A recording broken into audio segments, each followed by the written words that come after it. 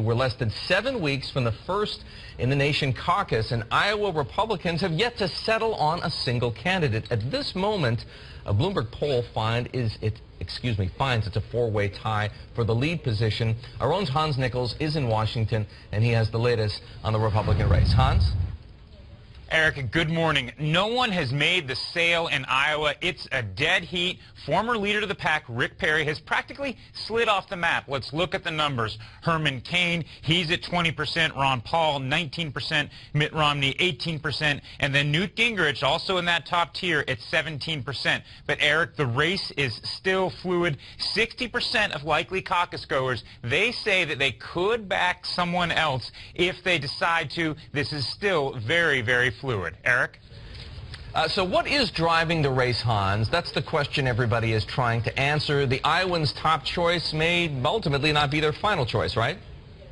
Right, and it's economic issues. According to our poll, it finds that these Iowa voters care more about jobs, taxes, and government spending than they do about the social issues. And that's even though Iowa is doing pretty well economically. Unemployment's at 6%, commodity and land prices, they're rising. This poll is really a validation of Romney's low-key Iowa strategy. His embarrassing loss to Mike Huckabee in Iowa 4 years ago, it still stings. Romney at that time sprinkled some $10 million throughout the state for the win. This time around, it's former state agricultural commissioner Rick Perry. He's the big spender to prepare that Iowa soil. Political reports that he's pumping $400,000 a week onto the airwaves to make up for some of those past debate performances. And the former leader of the pack, well, he's now fallen to 7%.